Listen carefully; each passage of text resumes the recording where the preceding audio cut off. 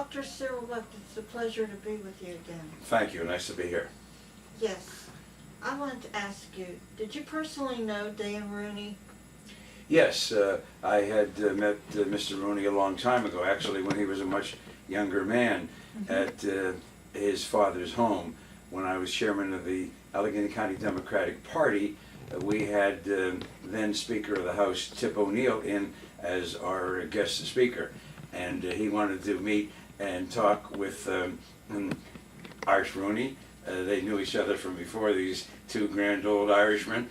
And I drove him to the Rooney home on the north side and sat there and just listened to their marvelous discussion. And Dan was there as a much younger man. This goes back, oh my God, 40 years at least, or maybe a little bit more. And then I've had occasion since then to see Dan Rooney, not at great length, but at different times. The most recent was about a year or so ago. Just bumped into him at the Duquesne Club. In fact, he paid me a very gracious, spontaneous compliment as we were passing each other there at two different meetings. So that's my experience of a personal nature with Dan Rooney, and prior to that his father, and then of course his son Art Rooney, the third or junior, whatever it is. Right. Were you able to attend his funeral? No, I wasn't able to. I was all tied up with a very complex deposition, and I wasn't able to get there. But I did send a personal letter to his son. Oh, that was nice. Okay, well, Dr. Cyril Wecht, I thank you for this interview. I'm going to turn this episode over to our host, Albert Torcaso, in a couple minutes. Okay. Hi, Dr. Wecht. Good to meet you again. Good to see you again. Yeah, it's always good to see you. Well, I understand that you got to meet Dan. That's what we heard from Annette. So let me ask you, though, when you heard of his passing, did it affect you, and if so, in what way? Well, yes, it affected me in a kind of a personal way because I admired him greatly, respected him, and thought that he was a very wonderful human being. And then it affected me as a Pittsburgher to lose somebody of that prominence, of that significance, of that importance to our community. When you lose somebody like Dan Rooney, when you lose somebody like Henry Hillman, these are not replaceable people. That's true.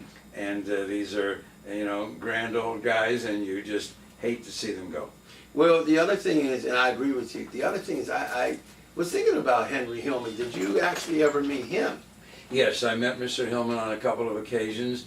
And I remember once at his home, way back in 2004, when I endorsed Senator Arlen Specter as a Democrat. I endorsed Specter, then running as a Republican for re-election. We had known each other, and although we were on opposite sides, as you know, of the JFK assassination and so on, we became good friends, and we respected each other, I think, very much. So I met him there, and then on a couple of other occasions, very briefly, the most recent at the passing of someone who was a member of their family. They had a big reception there at the Carnegie Music Hall Museum Complex. And I had more opportunities to meet and chat with his lovely wife, Elsie Hillman. I got to meet her one time. Yeah, a grand person. Henry and Elsie Hillman were just marvelous people, and it pained me greatly because Elsie I'd come to know a little bit more personally, and just a sweet, gracious, magnificent person, and so philanthropic and so on. And so when you lose somebody like the Hillmans, when you lose a Dan Rooney and what that family has contributed, and when you think about what a wonderful gentleman, you know, quite modest, never one to seek attention or so on, and then someone who, remember, accomplished a great deal in his own right, ambassador to Ireland, and so on, and of course what he contributed to the National Football League. That is his outstanding legacy. that shall not be forgotten and should not be ever. That's What right. he did in terms of reaching out to minorities and passing what has come to be known as the Rooney Rule. Yeah. That when you're going to look for a coach, that you must, that is obligatory now for you to interview someone of a minority group. That's probably almost always going to be African American. Conceivably, it could be Eurasian or, That's true. or what have you. And that is something, just think, that he came up with that. I mean, it was his idea. And he presented it, and he had it adopted, and look how it has played out. It's not just something on paper that sounds good and that reads well, but It's actually something living. that It's has moving. been, something of a very significant living consequence. Well, let me ask, and I agree with you now. Now, what do you think the impact of his father, Art, was with the National Football League? Well, Art Rooney was a... I mean, I love watching him with his cigar. That cracked me up. Art Rooney was a very special guy. Yeah, he was. Again, about as down to earth as you could possibly be. Right. In fact, the story about how he acquired the Steelers. He's something about supposedly gambling or gambling, something? a card game or whatever. I would like to gamble. And, No, I wouldn't. there's no That's question. something. And again, you know, a different kind of a guy Right. from Dan. But Right. in terms of the lack of seeking personal aggrandizement, the modesty, the very simple, straightforward, regular guy kind of character, and so on. And then what he did with regard to the Steelers and developing that and creating this marvelous entity that we have here.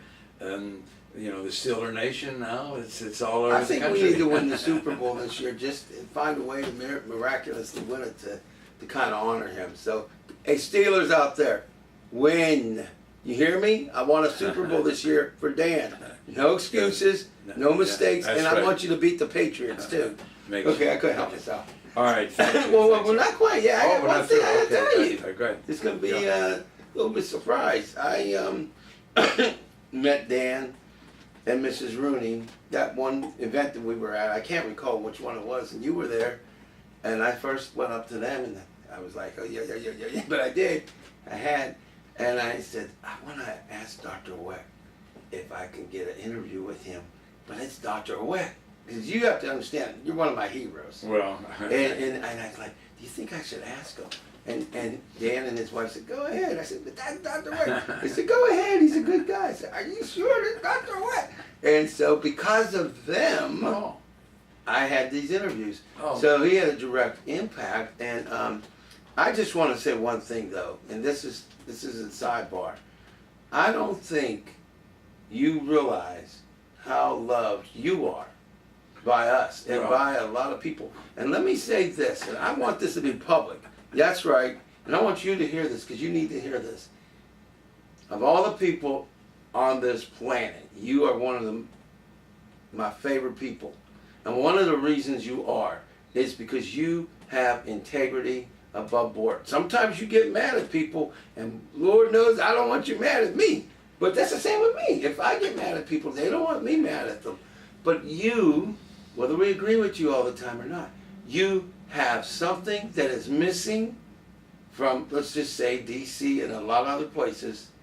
You have integrity, honor, respect, and kindness that you do not find on this planet that much anymore. well, And I just have to say it, and by the way, Well, you're also a great humanitarian. well, I appreciate that very Thank you much, very much. and I accept that wonderful compliment. It's a little limiting. The planet, he could have said interplanetary. I love it. All right, all the universes. How about that? Go ahead, Dr. Wecht. Hey, wait. Thank you very much. Wait. Instead of here we go, Steelers, watch this. Here we go, Wecht. Here we go.